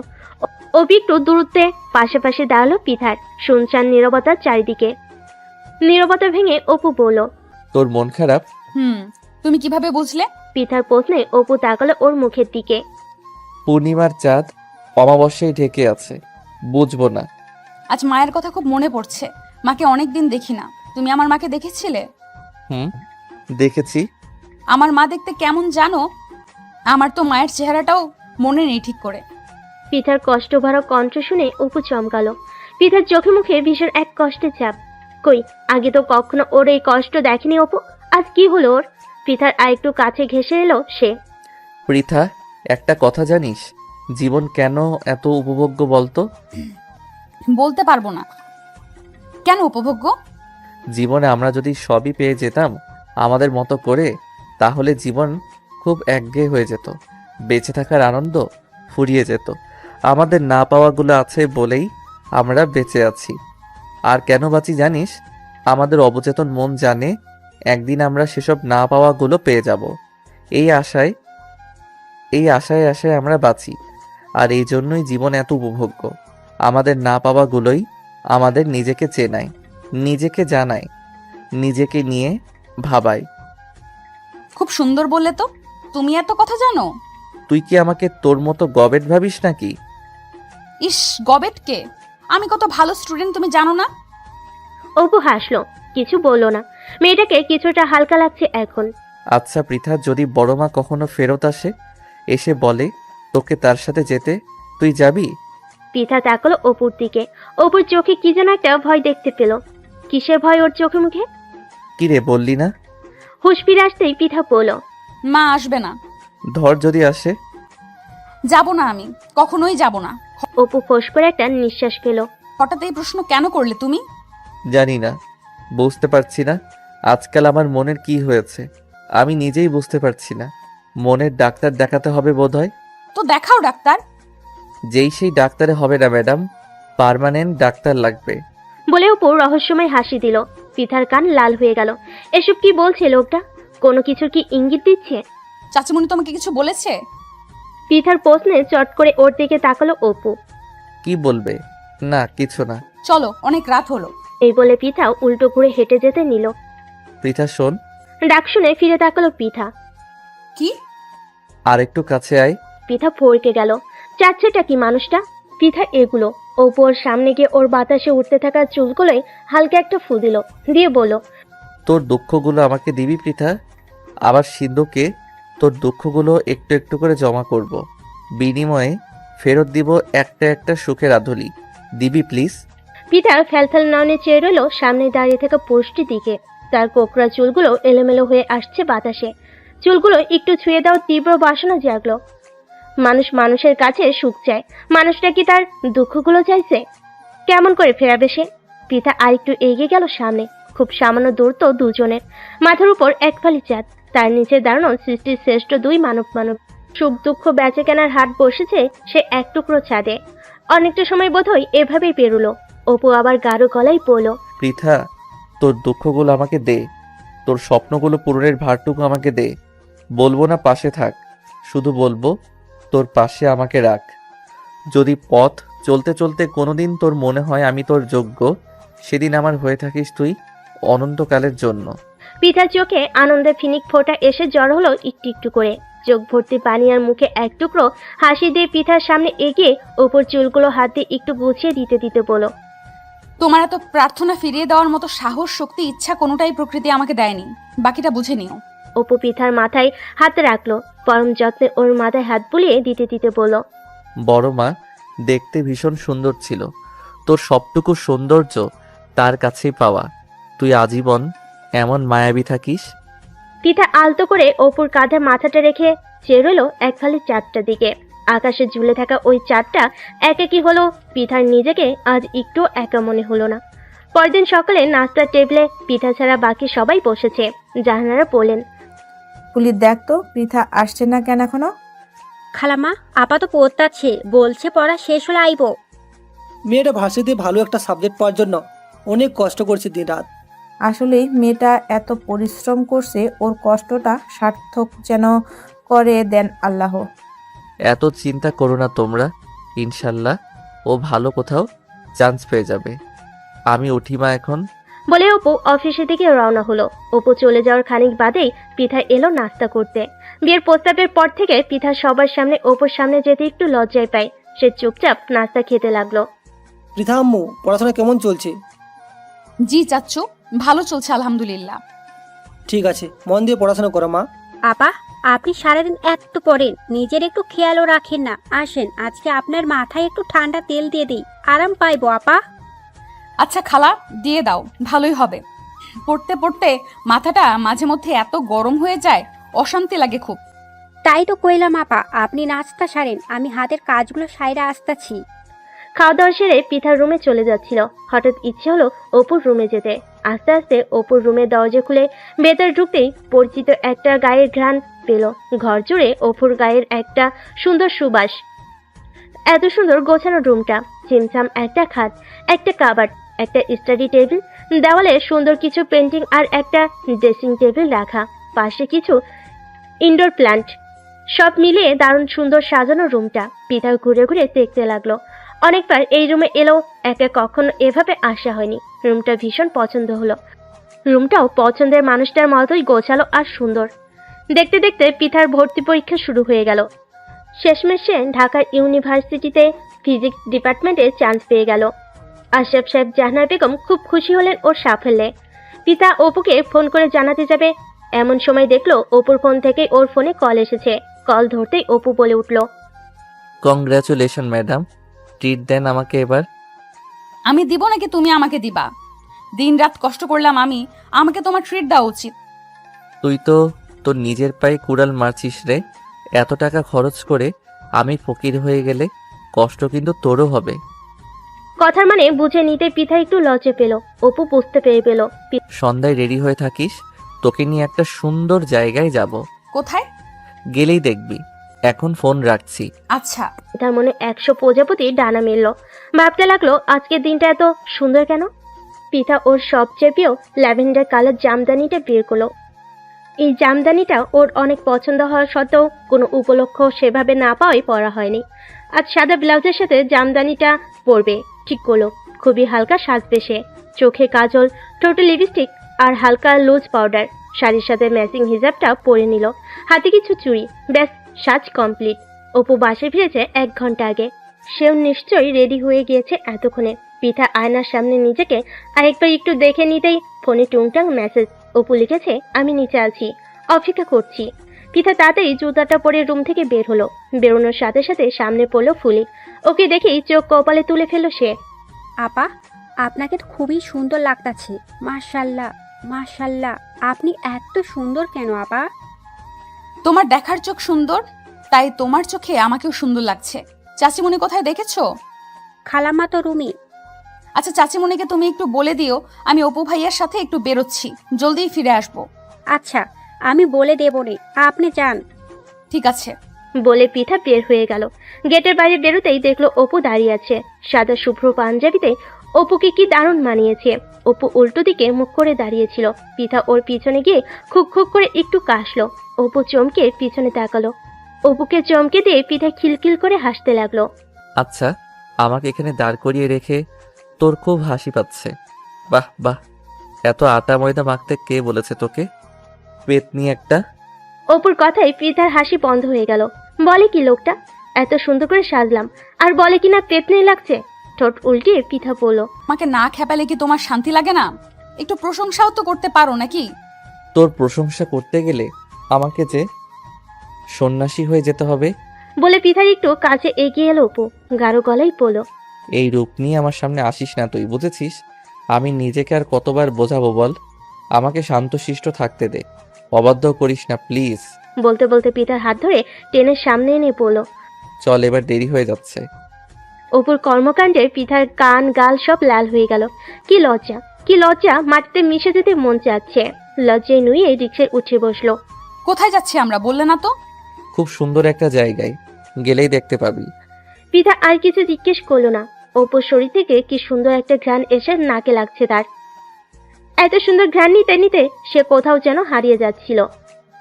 অনেকক্ষণ পর একটা জায়গায় এসে রিক্সাটা থামলো। পিঠা আশেপাশে তাকিয়ে দেখলো বেশ সুন্দর জায়গাটা। একটা নদীও আছে, পাশে একটা ঘাট, তাতে একটা ছোট্ট নৌকা বাঁধা। আশেপাশে বড় বড় ধান ক্ষেত, কিছু গাছ, সব মিলিয়ে খুবই সুন্দর, একদম সবুজ প্রকৃতি। ওরা দুজনে সামনে এগিয়ে গেল। শাড়ি পরে হাঁটতে একটু বেগ পেতে হচ্ছিল বলে ওপর হাতটা বাড়িয়ে দিল। বলল, আমার হাত ধরে হাঁট, যেভাবে হাঁটছিস মনে হচ্ছে যে কোনো সময় মাটিতে গড়াগড়ি খাবি। কথাটা বেঠিক বলনি ভাবলো পিঠা। অপুর হাতটা ধরে সামনের দিকে হেঁটে চলো। হাঁটতে হাঁটতে নৌকার ঘাটে এসে পৌঁছালো। মাঝি নৌকাতেই ছিল। ওদের দেখে এগিয়ে এলো। অপু বলল, মামা, আমরা একটু নদীতে ঘুরবো, নিয়ে চলেন। জি আসেন মামা। অপু পিঠাকে ওর হাত বাড়িয়ে দিয়ে ডেকে বলল, আয় সাবধানে। ওর হাত ধরে পিঠা নৌকায় উঠে বসলো। কি সুন্দর শান্ত নদীটা। পৃথা পা ভিজে বসলো পানিতে। সন্ধ্যা নেমে আসছে, চারপাশটাই অদ্ভুত সুন্দর আলোর খেলা। পৃথা চোখ বন্ধ করে চারপাশটা উপভোগ করছিল। অপু এক দৃষ্টিতে পৃথার দিকে তাকিয়ে ভাবছে, এই সুন্দর সন্ধ্যাটা কেন তার জীবনে আরো আগে আসেনি? পৃথা কেন তার জীবনে আর একটু আগে আসেনি? জীবনে তো সুন্দর আগে কেন মনে হয়নি? কেন বারবার মনে হচ্ছে জীবনের বাকি সবগুলো সন্ধ্যায় পৃথা এভাবে ওর সামনে থাকুক? অনুভূতিরা কেন এত বেসামাল? এই সুন্দর অনুভূতির নামই কি ভালোবাসা? ঢেউ চলত চলত শব্দে কতক্ষণ সময় পেরোলো ওরা জানে না। আকাশে তখন এক টুকরো চাঁদ উকি দিয়েছে। পৃথা চল, এবার ফিরতে হবে। দুজনে আবার রিকশায় বসলো। শহরের দিকে যেতেই রাস্তার একপাশে ফুচকার ভ্যান দেখতে পেল ওরা। অপু পৃথাকে বলল, চল এখানেই নামা যাক। পৃথা মাথা নাড়ল। ভাড়া মিটিয়ে ফুচকার ভ্যানের কাছে গিয়ে অপু বলল, মামা ফুচকা বানাও। পৃথার চোখ তো তখন চকচক করছে আনন্দে। ফুচকা পেলে তো আর তার আর কিছুই লাগে না। গপ গপ একের পর এক সাবাস করতে লাগলো। ঝালে নাকের পানি চোখের পানিতে একাকার। গাল দুটো টমেটোর মতো লাল হয়ে গেল। ঝালে একাকার হয়ে গেছিস, তাও ফুচকা খাওয়া থামছে না। হয়েছে অনেক, এবার থাম। প্লিজ আর কয়টা খাই না। আর একটাও না, চল। বলে টেনে পৃথাকে নিয়ে হাঁটতে শুরু করলো সে। উফ, তুমি কিন্তু খুব খারাপ ভাইয়া। আবার ভাইয়া ডাকে মেজাজ চড়ে উঠলো অপুর। একবার ডাকলি কেন, আরো ডাক। কি মধুর ডাক, আহা ভাইয়া। অপুর কথার ভঙ্গিতে হাসতে শুরু করলো এবার পৃথা। বেশ রাত হয়েছে, হালকা হালকা ঠান্ডা লাগছে। অপু একটা রেস্টুরেন্ট থেকে কিছু খাবার পার্সেল নিয়ে নিল। বাবা মা পৃথা সবাইকে নিয়ে একসাথে খাবার খাওয়ার জন্য। হাঁটতে হাঁটতে একটা ফুলের দোকান পড়লো সামনে। সেখান থেকে পৃথার জন্য ফুল দিয়ে বানানো হাতের বালা নিল। দেখি হাত দে। বলে পৃথার হাত টেনে নিয়ে বালা দুটো পরিয়ে দিল। ফর্সা গোলগাল হাতে বালাগুলো কি সুন্দর মানিয়েছে। হাত নেড়ে চেড়ে দেখতে লাগলো পৃথা। রিকশায় করে বাড়ি ফিরে চলল ওরা। ড্রয়িং রুমে ঢুকতেই দেখতে পেল সোফায় এক মহিলা বসা। চিনতে পারলো না ওনাকে। আরেক পাশে সাইদ ভাই আর অদিতি আপুকে দেখতে পেল। অদিতিকে দেখেই পৃথা বলে উঠল, কেমন আছো আপু? কেমন আছো সাইফ ভাইয়া? আমরা ভালো আছি রে, তুই কেমন আছিস? আমিও ভালো। মহিলা এগিয়ে এসে পৃথার হাত ধরলেন। হাত ধরে ওকে টেনে ওনার কাছে নিয়ে বলেন, কেমন আছো মা তুমি? পৃথা আমতা আমতা করে বলল, আলহামদুলিল্লাহ ভালো আছি, আপনি? আমিও ভালো আলহামদুলিল্লাহ। আসো আমার পাশে এসে তুমি বসো। আমি সাইফের মামি হই। তুমি আপাতত আমাকে আন্টি ডাকতে পারো। হাসো, বলো মামুনি আমার পাশে বসো। বাহ, তোমার হাতের ফুলগুলো বেশ সুন্দর তো, খুব মানিয়েছে। পৃথা চট করে অপুর দিকে তাকালো। অপুর চেহারা দেখেই বুঝলো রেগে যাচ্ছে সে। পৃথাকে হাত ধরে টেনে মহিলা তার পাশে বসিয়ে দিলেন। পৃথা এবার জাহানারা বেগমের দিকে তাকালো। জাহানারা বেগম চুপচাপ। আপা, ও তো বাইরে থেকে এসেছে, একটু ফ্রেশ হয়ে আসুক, পরে কথা বলবে আপনার সাথে।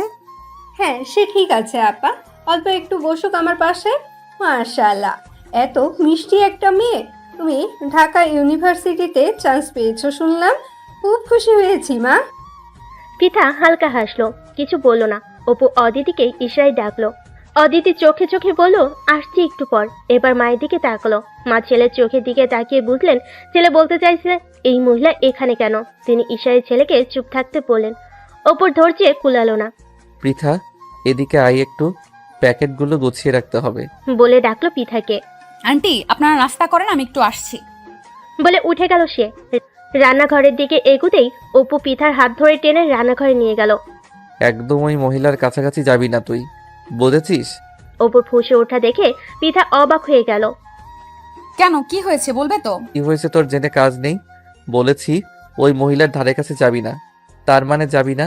যা এখন তোর রুমে যা, আমি এগুলো গুছিয়ে রাখছি। পৃথা মাথা নেড়ে চলে গেল ওর রুমে। মাথাটার আগে গরম হয়ে গেল অপুর। একই মুসিবত এসে হাজির হলো ওদের জীবনে। পৃথা তো জানেও না মহিলা কি উদ্দেশ্য নিয়ে এসেছে। না, হেস্তু নেস্তু একটা করতে হবে। এমন সময় জাহানার এলেন রান্নাঘরে। এসব কি মা? ওই মহিলা এখানে কি করে? থাম বাবা, মেহমানের মুখের উপর কিছুই বলা যাবে না, এটা ভালো দেখায় না। আমি জানি না কিছু, কিভাবে হ্যান্ডেল করবে তোমরা জানো। আর আপুকে বিষয়টা জানিয়ে দাও, না হলে নতুন আত্মীয় খুব বাজে দিকে পড়ে মোড় নিতে পারে। জাহানারা চিন্তিত হয়ে পড়লেন। ছেলে ভুল কিছুই বলেনি।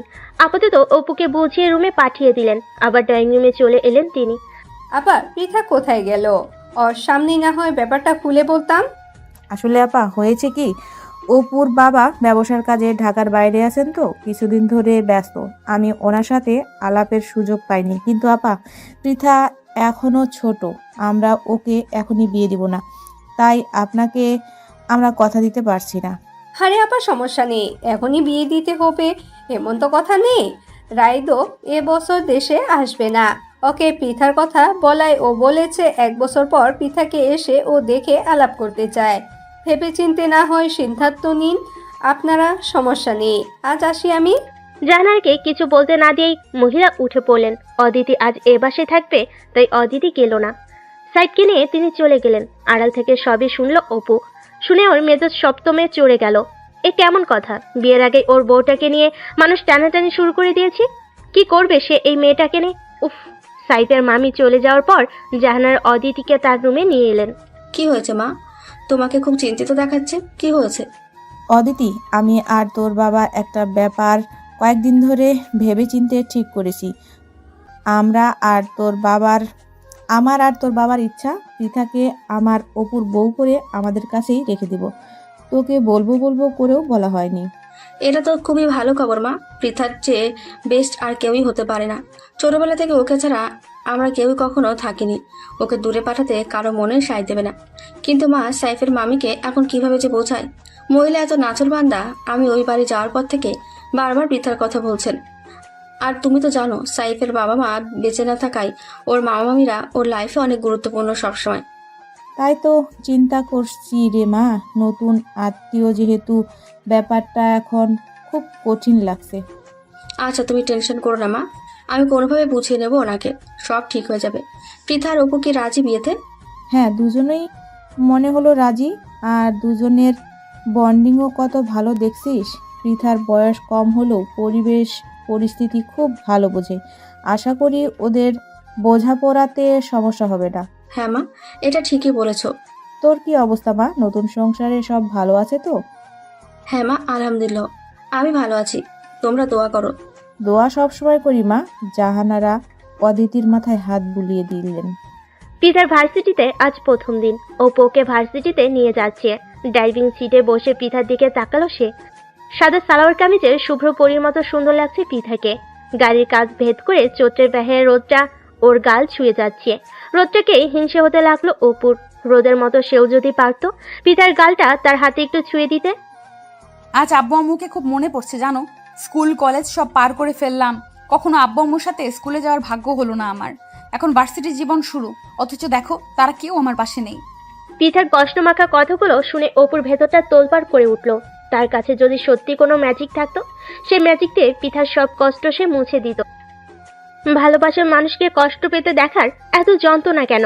কিছুক্ষণ চুপ থেকে অপু বলল, আজ তোর একটা আনন্দের দিন। আজকের দিনে অতীত মনে করে কষ্ট পাস না। ভার্সিটির নতুন পরিবেশে তোর অনেক ভালো লাগবে, দেখিস নতুন নতুন বন্ধু পাবি অনেক। বলতে বলতে ভার্সিটির গেটে চলে এলো ওরা। গাড়ি থেকে নেমে পৃথাকে নিয়ে গেটের দিকে এগিয়ে গেল অপু। মাথায় হাত বুলিয়ে দিয়ে পৃথাকে বলল, মন দিয়ে ক্লাস করবি, ক্লাস শেষে আমাকে ফোন দিবি। আমি ফ্রি থাকলে তোকে নিয়ে যাব, আর না হলে ড্রাইভার পাঠাবো। একা বাসায় যাওয়ার চেষ্টা করবি না কিন্তু। পৃথা মাথা নাড়ল। ইদানিং মানুষটা ওর কত কাছে চলে এসেছে, কত খেয়াল রাখছে। ভাবতেই মনটা আনন্দে ভরে উঠল, আবার সাথে সাথে মনটা আনচান করে উঠল। তার সবচেয়ে কাছের মানুষগুলো তার জীবন থেকে চলে যায়। অপু আজীবন থাকবে তোর পাশে। প্রথম ক্লাসেই পৃথার নতুন একজন বান্ধবী হয়ে গেল। মেয়েটির নাম আদিবা। খুব চমৎকার আর হাসি খুশি একটা মেয়ে। আদিবাকে পেয়ে পৃথার মনে হলো ভার্সিটি লাইফটা ভালোই কাটতে চলেছে। সন্ধ্যায় বাসায় ফিরে পৃথা অদিতি আর জাহানারা বেগমের সাথে অনেক গল্প করলো। স্বাধীন ভার্সিটিতে কি করলো না করলো না জানানো পর্যন্ত ওর শান্তি হচ্ছিল না। রাতে আশরাফ সাহেব ফিরে এলেন। এসে সবাইকে ডেকে বললেন গ্রামে যাবেন তারা। অনেকদিন যাওয়া হয় না গ্রামে। সেখানে অপুর দাদি আছেন, তার ছোট এক ফুপু আছে। সবাই মিলে বেরিয়ে আসা যাবে। পরের সপ্তাহে পৃথা ভার্সিটিতে কয়েকদিনের জন্য বন্ধ আছে, সেই বন্ধে বেরিয়ে আসবেন। জাহানারা বুঝলেন অপুর বাবা বেড়ানো উপলক্ষে বিয়ের কথাটাও সেরে আসবেন। মনে মনে তিনিও খুশি হলেন। আদিবা মেসেজ দিল হোয়াটসঅ্যাপে, স্যারের আজকের ক্লাসের টপিকে কিছু নোট করেছে, সেগুলো পৃথাকে শেয়ার করলো। একদিনে মেয়েটিকে খুব আপন মনে হলো পৃথার। কথায় কথায় পৃথা আদিবাকে জিজ্ঞেস করলো ওর পরিবারে কে কে আছে। আদিবা বলল ওর বাবা আছেন মানে বাবা অসুস্থ একটু, মূলত ওকে ওর বড় ফুপু দেখাশোনা করেন। তিনি লন্ডনে আছেন তার পরিবার সহ, দেশে আসবেন কিছুদিন পর। পিতার মনে হলো আহারে, এই মেয়েটিও তার মতোই মাহারা, এজন্যই বোধহয় আদিবাকে এত আপন মনে হয় ওর। দুই বান্ধবী গল্প করতে করতে ঘুমিয়ে পড়ল। তার জানতো না জীবন তাদের কোন নতুন মোড়ে নিয়ে হাজির করতে চলেছে। আশরাফ সাহেব সবাইকে নিয়ে গ্রামের জন্য রওনা দিলেন। সাহেব আর অদিতিও যাচ্ছে। পিতার খুশি যেন আর ধরে না, কতদিন পর তারা গ্রামে যাচ্ছে। সেই ছোটবেলায় প্রায় প্রতি বছরই যেত, বড় হওয়ার সাথে সাথে ব্যস্ততা বাড়ল আর গ্রামে যাওয়া কমে গেল।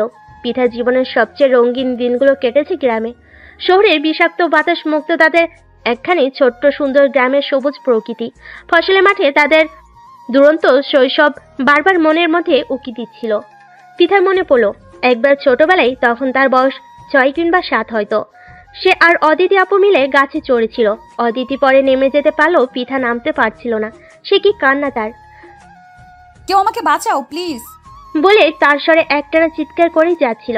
অদিতি নিচে দাঁড়িয়ে চেষ্টা করে যাচ্ছিল কিভাবে ওকে নামানো যায়। অপু পুকুর পাড়ে ছিপ নিয়ে বসা ছিল। পিতার কান্না শুনে সে গাছের দিকে দৌড়ে যায়। উপরের দিকে তাকিয়ে দেখে পিতা গাছে বসে চিৎকার করছে। অপু বিরক্ত হলো। কি গাধা নাকি এই মেয়ে, এমন চিৎকার করছে মনে হচ্ছে বাঘের মুখে করে তাকে নিয়ে যাচ্ছে। এই থাম, গাধা একটা, গাছেই তো আটকেছিস, এমন ভ্যা ভ্যা করে কাদের কি আছে? ছোট গাছ, যেভাবে উঠেছিস সেভাবে নেমে আয়। পারছি না ভাইয়া, প্লিজ আমাকে বাঁচাও, না হলে সারা জীবন আমার এই গাছেই কাটিয়ে দিতে হবে। বলে আরো জোরে কেঁদে উঠল সে। অপু বিরক্তের মাঝেও ওর কথা শুনে প্রচুর হাসি পেল।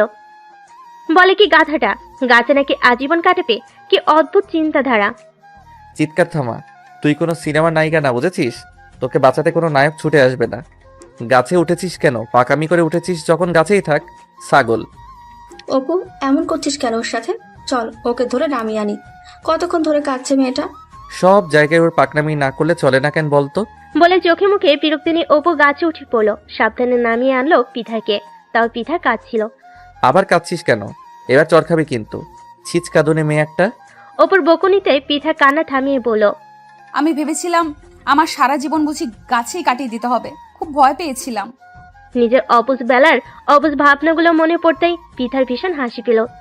গাড়ির জানালা দিয়ে বাইরেটা দেখতে দেখতে সে ছোটবেলার ফ্ল্যাশব্যাকে চলে যাচ্ছিল। ড্রাইভিং সিটে বসেছে অপু, তার পাশে আশরাফ সাহেব, পিছনে জাহানারা আর পিঠা, আর শেষের সিটে অদিতি আর সাইব। পিঠার কোনাকুনিতে অপু বসা, পিছন থেকে মানুষটাকে দেখছিল সে। উজ্জ্বল ফর্সা রঙের, গালে ক্লিন সেভের নীলচে আভা চড়ানো, চুলগুলো সুন্দর করে টেনে আঁচড়ানো, গায়ে আকাশি নীল একটা ফর্মাল শার্টে অপুকে দারুণ হ্যান্ডসাম লাগছে। এক দৃষ্টিতে ওর দিকে তাকিয়ে রইল পিঠা। 18, সর্বনাশ বয়স। 18তে রঙিন জিনিসগুলো আরো বেশি রঙিন লাগে। মনে প্রতিনিয়ত উঠতে থাকে শত ডানার প্রজাপতি। হুট করে সেই প্রজাপতিরা একদিন গিয়ে বসে কোনো ভালো লাগার মানুষের গায়ে, আর সেখানে সর্বনাশের শুরু। কবিগুরু রবীন্দ্রনাথের সেই বিখ্যাত লাইন দুটো মনে পড়ল। পৌষ শেষের আলোয় রাঙা সেদিন চৈত্র মাস, তোমার চোখে দেখেছিলাম আমার সর্বনাশ। পিঠার মনে হলো তার শত ডানার প্রজাপতিগুলো তাদের ঠিকানা খুঁজে পেয়েছে, গিয়ে বসেছে এমন মানুষের গায়ে যে মানুষটা তার চিরকালে চেনা। ড্রাইভিং সিটে বসে অপু একমনে গাড়ি চালাচ্ছিল। কয়েকবার পিছনে তাকানোর চেষ্টা করেও পায়নি। বাবা একদম পাশেই বসা, তিনি বিভিন্ন বিষয় নিয়ে ছেলের সাথে আলাপ শুরু করেছেন। বাবার নজর এড়িয়ে পেছনে তাকানো যাচ্ছে না কোনোভাবে। অপু চুলগুলো দেখার ভান করে আস্তে উপরে থাকা আয়নাটা একটু ঘুরিয়ে দিল। যাক, অল্প হলেও পিঠাকে দেখা যাচ্ছে। একটু পরপর আয়নায় চোখ রাখছিল সে। পিঠা বাইরের দিকে তাকে কি এত ভাবছে, আবার মুচকি হাসছে। ব্যাপারটা কি? ছোটবেলার কথা মনে পড়ছে নাকি? গ্রামে তাদের সবচেয়ে সুন্দর সময়গুলো কেটেছিল। পিঠা আর অদিতি আপু সারাদিন খেলাধুলায় মেতে থাকতো আর আজুবাজব কাণ্ড ঘটাতো। ছোট বয়সে ছোট হয়, প্রচুর বকুনি খেয়েছে অপুর। ছোটবেলায় পিঠা আস্তে একটা গাধা ছিল, কি সব আজবাজব কথা বলতো। একদিন সে পুকুর পাড়ে বসে মাছ ধরছে আর দৌড়ে কোথা থেকে এসে বলে, ভাইয়া তুমি নাকি হাঙ্গর মাছ ধরেছ? এই ইয়া বড়! এসব আজগুবি কথা কোথায় পাস তুই? আমি হাঙর কিভাবে ধরবো? আমি ধরেছি পুঁটি মাছ, এই দেখ। ও মা, এত ছোট! আমি আরো ভাবলাম তুমি এত বড় ছিপ নিয়ে বুঝি হাঙর মাছ ধরছো। হা হা করে অপু হেসে উঠল পিঠার অবুঝ কথাগুলো শুনে। ছোট্ট সেই অবুঝ মেয়েটা বড় হতে হতে কেমন চুপচাপ আর শান্ত হয়ে গেল। খুব একটা আর অপুর কাছে ছুটে আসতো না, অদ্ভুত সব প্রশ্ন করতো না আর। বড়বেলায় এসে পিতা হয়ে গেল শান্তশিষ্ট এক নদী। ছোটবেলায় সেই অবুঝ পিঠাকে অপু কতটা মিস করে তা পিঠা কখনো জানতে পায়নি। সময়ের পরিবর্তনের কালের পরিক্রমায় বড়বেলায় এসে সেই অবুঝ বালিকায় তার মনের ঘরে বসবাস করা শুরু করেছে। চিরকালে চেনা, তাও মনে হয় এই বালিকার মনের আরও খবর জানা বাকি রয়ে গেছে। তার মনের অনেক গোপন পৃষ্ঠা পড়া বাকি রয়ে গেছে। শখের নারী সদা রহস্যময়ী পুরুষের কাছে জানলেও যেন জানার বাকি রয়ে যায়। আরও জানতে ইচ্ছে হয় তাকে। কৌতূহল শুধু বেড়েই চলে নিরন্তর। শেষ বিকেলের দিকে গ্রামের বাড়িতে পৌঁছে গেল ওরা সবাই। বাড়ির সামনে লোহার গেট, এরপর ভেতরে একটা বড় উঠোন। উঠোনের একপাশে কিছু ফুলের গাছ, সেখানে নয়নতারা আর জবা ফুলের ছড়াছড়ি। একপাশে রয়েছে মাধবীলতার ঝাড়। ঘরের মূল গেটের উপর বাগান বিলাসের শোভা পাচ্ছে। অপু দাদাজান ভীষণ শৌখিন একজন মানুষ ছিলেন। তিনি নিজ হাতে এই বাড়িকে সাজিয়েছিলেন। তিনি মারা যাওয়ার পর অপু দাদিজান তার স্বামীর সেই সাজানো বাড়িটাকে আঁকড়ে ধরে বেঁচে আছেন। পিতা বাড়ির উঠোনে ঢুকে অদিতিকে বলল, আপু মনে আছে তোমার এই উঠানে আমরা কত এক্কা দোক্কা খেলতাম, কত কানামাছি খেলতাম? মনে আছে রে, আমার কত সুন্দর বিকেল কেটেছে এই বাড়ির উঠোনে। সেসব আমি কিভাবে ভুলবো বল। বাড়ির ভেতরে ঢুকে সোজা দাদিজানের রুমে চলে গেল ওরা। অনেকদিন পর ছেলের বউ, নাতি নাতনি, নাতনি জামাই সবাইকে দেখে ওদের দাদিজান দিলারা বেগম খুশিতে আটখানা হয়ে গেলেন। পিঠার অদিতিকে কাছে ডেকে বললেন, আমার বোনেরা, তোমরা আসো। কতদিন পর দাদির কেমন পড়লো তোমাদের? আসো আমার কাছে, আসো, বসো, প্রাণ ভরে আদর করি তোমাদের। পিঠা দাদিজানের কোলে শুয়ে পড়ল। আহা, কি সুন্দর একটা মিষ্টি ঘ্রাণ দাদিজানের শরীরে। সেই ঘ্রাণে মেখে চুপচাপ শুয়ে রইল। অপু দাঁড়িয়ে পিঠাকে দেখছো, কেমন আদরের বাচ্চাদের মতো দাদিজানের কোলে শুয়ে আছে মেয়েটা। মেয়েটার পুরোটাই আদর আদর। আমার অপু দাদু ভাই, তুমি দূরে কেন? আসো ভাই, আমার কাছে আসো। অপুকে কাছে বসিয়ে দেখতে লাগলেন দিলারা বেগম। মাশাআল্লাহ, আমার অপু দেখতে কত সুন্দর হয়েছে, মাশাআল্লাহ। তুমি নাকি মাস্টার আর হইছো দাদু ভাই? ছোটবেলায় তোমার জ্ঞানী জ্ঞানী কথা শুনে আর শান্তশিষ্ট রূপ দেখে আমি বুঝেছিলাম একদিন তুমি মাস্টার হইবা। জি দাদিজান, তুমি দোয়া করো আমার জন্য। অবশ্যই দোয়া করি। তোমরা এবার ফ্রেশ হয়ে আসো, খাওয়া দাওয়া করো, তোমার ফুফুর সাথেও দেখা করো।